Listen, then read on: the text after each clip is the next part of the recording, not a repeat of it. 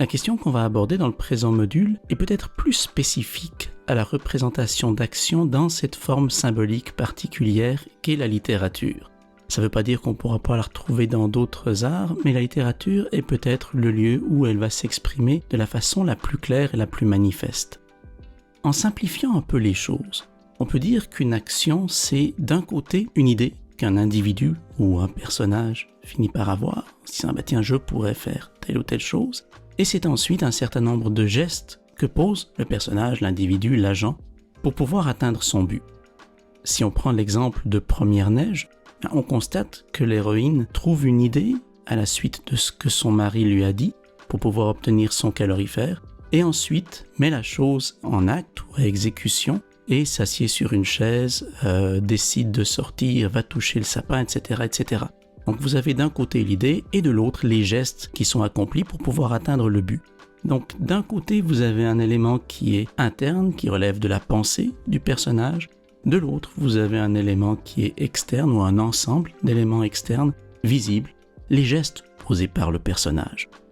Une représentation littéraire de l'action va toujours prendre en considération ces deux dimensions, c'est-à-dire d'une part ce qu'on va appeler la face interne de l'action, tout ce qui est lié à la pensée, aux affects de l'agent, et d'autre part tout ce qui relèverait de la face externe, c'est-à-dire les gestes effectivement posés, perceptible par les sens, généralement par la vue mais aussi par l'ouïe, et qui contribue à ce que le but puisse être atteint.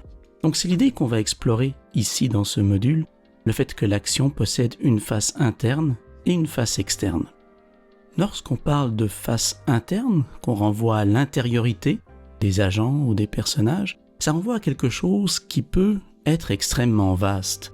Si on entre dans le domaine de la philosophie de l'esprit, puisque c'est un peu de ça qu'il s'agit, on peut trouver tout un ensemble d'éléments cognitifs, affectifs, mémoriels, liés au désir, etc., etc. Donc, tous ces éléments-là, parmi d'autres qu'on peut toujours imaginer, constituent ce qu'on peut appeler l'intériorité, la pensée, la conscience, etc., des êtres humains, des personnages, des agents. Une représentation d'action peut donc mettre l'accent sur cette dimension-là. Elle peut le faire de plusieurs façons. Par exemple, elle peut mettre en scène tout ce qui relève du cognitif, c'est-à-dire la manière dont l'agent pense, envisage, construit l'action à venir, celle qu'il doit mettre en œuvre pour pouvoir atteindre le but qu'il s'est fixé. Là, ce sera l'agent dans sa dimension rationnelle, dans sa dimension logique, argumentative, dont on pourrait aussi dire d'une certaine manière qu'il va imposer sa volonté au monde, ou en tout cas qu'il va chercher à imposer sa volonté au monde. Il y a donc quelqu'un qui imagine des choses, qui a en tête un changement, une modification de l'état du monde, et qui va essayer de faire en sorte que dans le monde, cette modification s'actualise. Donc ça, c'est une première dimension interne de l'action, tout ce qui relèverait du domaine cognitif, de la planification, de l'élaboration rationnelle, consciente, délibérée, logique de l'action à venir. On l'aura compris, tout ça relève somme toute de ce qu'on a appelé plutôt le pourquoi prospectif.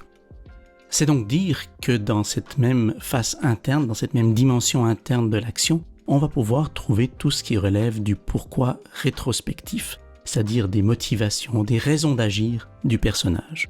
Et là, je vous renvoie au module qui concerne ces éléments-là, ces raisons d'agir pouvant être strictement psychologiques, psychanalytiques, sociales, socio-économiques, culturelles, etc. Donc tous ces éléments-là qui constituent l'esprit humain qui est supposé agir, vous les retrouvez potentiellement dans ce qui relève de la face interne. Maintenant, il se passe d'autres choses dans le rapport de l'agent au monde. Ce qu'on vient de voir, dans le fond, c'est la manière dont l'agent est poussé à agir dans le monde, est poussé à se projeter dans le monde. D'un autre côté, le monde peut aussi, lui, s'imposer à l'agent. Par exemple, à la suite de certains gestes que l'agent a posés, il peut éprouver de la joie, il peut éprouver de la tristesse, il peut éprouver de la honte, il peut éprouver de la peur, il peut éprouver de la colère. Autrement dit, son action va aussi avoir, via ce qu'elle produit dans le monde, un certain nombre d'effets sur lui, d'effets psychologiques.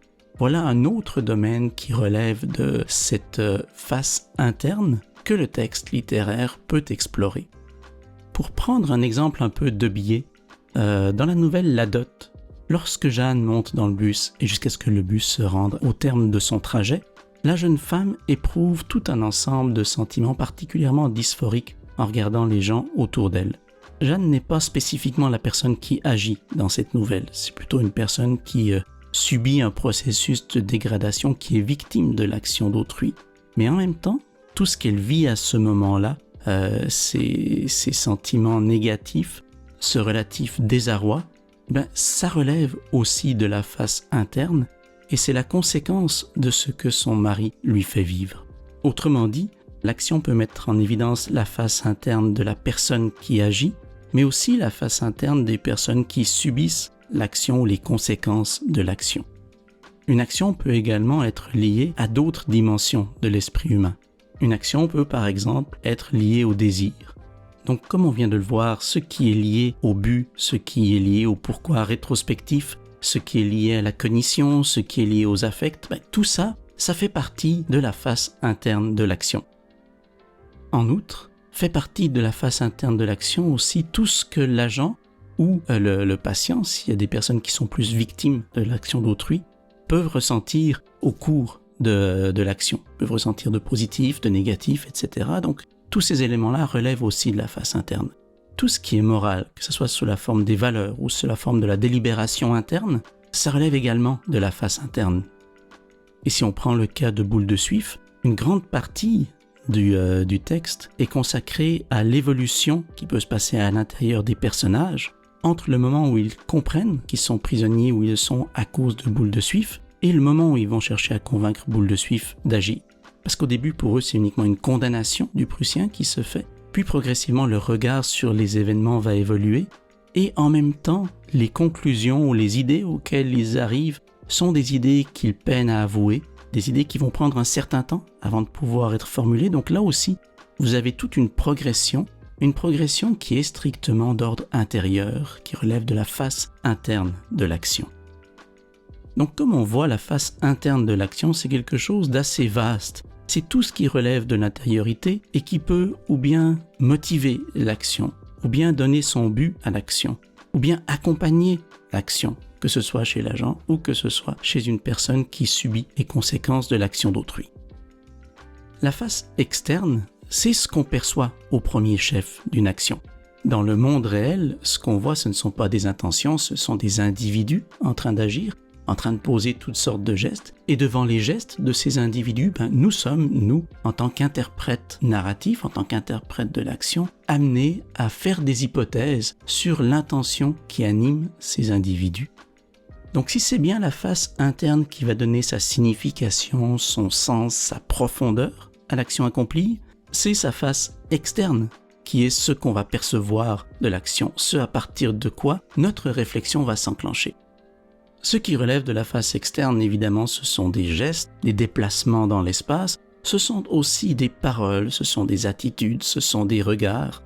Il s'agit donc d'un ensemble de phénomènes qui vont parfois du plus fin et du plus subtil, un regard discrètement échangé, jusqu'à des choses extrêmement manifestes, comme une bonne explosion, qui est sans doute l'exemple qui me vient le plus rapidement en tête, lorsqu'il s'agit d'envisager quelque chose d'externe à grand déploiement. Même si, évidemment, une explosion n'est pas nécessairement liée à une intention, mais peut être liée à la maladresse de quelqu'un qui est en train d'agir par ailleurs.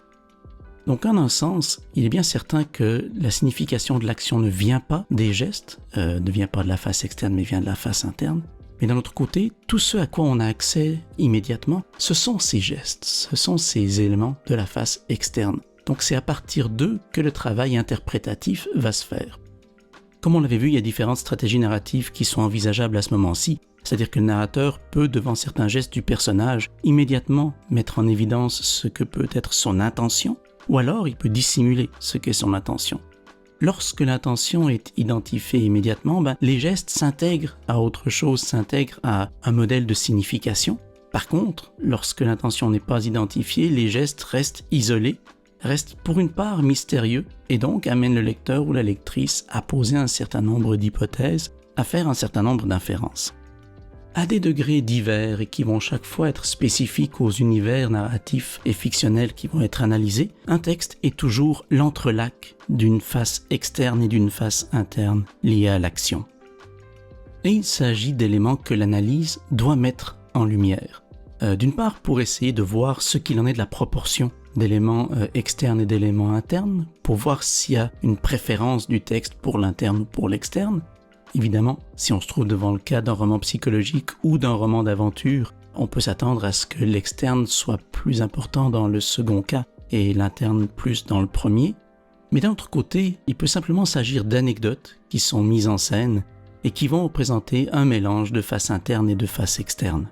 Et on va se trouver en somme devant des univers narratifs et fictionnels qui vont utiliser l'action ou bien pour son côté spectaculaire, et là on est du côté de la face externe, ou bien pour ce que l'action permet de compréhension de la psychologie, au sens large du terme, du personnage.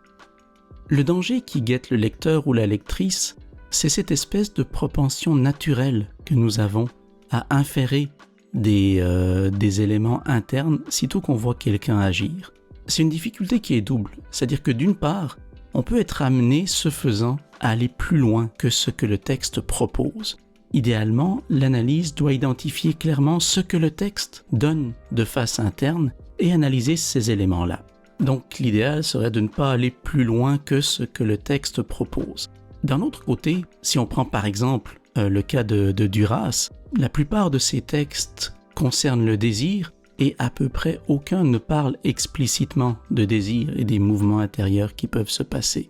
On se trouve donc devant un cas où c'est la face externe de l'action qui est mise de l'avant, mais on ne pourra pas accuser Duras de vouloir écrire du roman d'espionnage. Donc la face externe est mise en évidence chez Duras, mais pour que le lecteur ou la lectrice fasse ses propres inférences, fasse ses propres hypothèses, pour essayer de comprendre ce qui se passe sur le plan interne.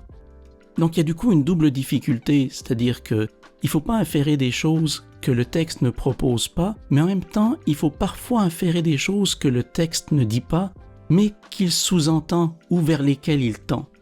C'est un travail complexe qui est exigé ici du lecteur ou de la lectrice.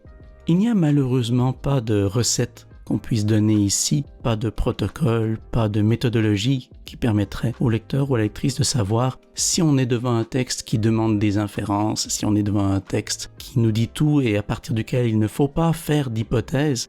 Pour l'essentiel, c'est la fréquentation des textes littéraires, c'est la connaissance des textes littéraires, c'est la discussion des textes littéraires qui va amener chacun et chacune à pouvoir se faire une idée de ce que tel texte précis donné va demander. Indépendamment de ces paramètres interprétatifs qui sont compliqués à gérer, mais qui sont nécessaires, il reste quand même un certain nombre d'éléments entre guillemets objectifs. Je veux dire par là que tout texte va nécessairement, peu ou prou, investir concrètement, explicitement la face interne. Notre travail d'analyse va consister à identifier ces moments-là et à en comprendre le fonctionnement.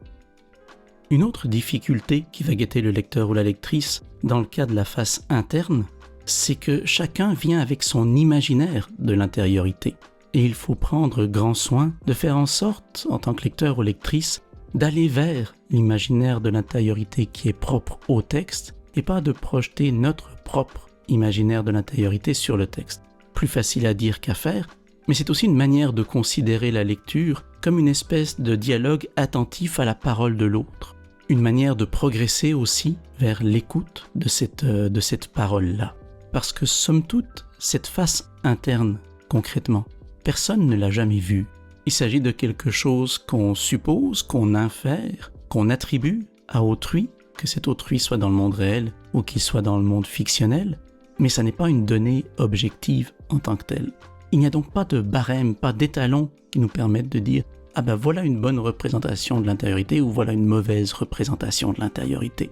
Ça devrait nous amener à nous dire que chaque texte est sa propre représentation de l'intériorité, construit sa propre manière de penser ce qu'est l'intériorité, et cette manière, cet imaginaire de l'intériorité propre à chaque texte, cette conception de l'intériorité, elle pourra être perceptible ou visible à partir des éléments de face interne qui vont être disponibles. Ou même à la lumière des éléments de face interne qui ne sont pas disponibles. Le fait que Duras ne donne pas d'explication sur ce qui se passe intérieurement chez ses personnages, c'est aussi une manière de dire qu'il n'y a pas une seule représentation de l'intériorité qui va s'imposer et qu'en même temps, un travail d'inférence est absolument nécessaire, mais un travail d'inférence dont chacun va être responsable. Ce n'est pas au narrateur d'expliquer ce qu'il en est. On peut évidemment se servir de modèles de l'intériorité qui préexistent au texte. L'un de ces modèles les plus populaires est probablement celui de la psychanalyse. La question qui va toujours se poser, c'est la même qu'avec les présupposés du lecteur. Est-ce que le texte qu'on est en train de lire fonctionne sur des présupposés psychanalytiques? Est-ce qu'il a cet imaginaire de l'intériorité ou non? Donc, comme on le voit, la face interne va au premier chef être ce qui va nous permettre de comprendre l'action. Elle va être ce qui va donner sa profondeur psychologique à l'action. Et cette face interne telle qu'elle est représentée à même le texte va aussi nous permettre d'inférer ce qu'est l'imaginaire de l'intériorité propre à chaque texte. Évidemment, l'analyse doit au premier chef moins comprendre ce qu'est cet imaginaire de l'intériorité que voir comment l'intériorité, comment la face interne fonctionne dans un texte. C'est la première étape. L'étape de constitution ou de reconstitution d'inférence sur l'imaginaire de l'intériorité propre au texte est une étape ultérieure qui peut avoir lieu ou non. Mais de base, il faut repérer les éléments qui relèvent de la face interne et comprendre comment le texte les sollicite, à quel moment il les sollicite, pourquoi il les sollicite. La nouvelle Lasserre propose une situation assez intéressante du point de vue de la face interne et de la face externe. Dans cette nouvelle, il y a un malentendu entre M. Gustave et Mme Palmyre, malentendu apparemment sexuel puisque Madame a des attentes envers Monsieur, attentes que Monsieur ne comprend pas et que du coup il ne comble pas.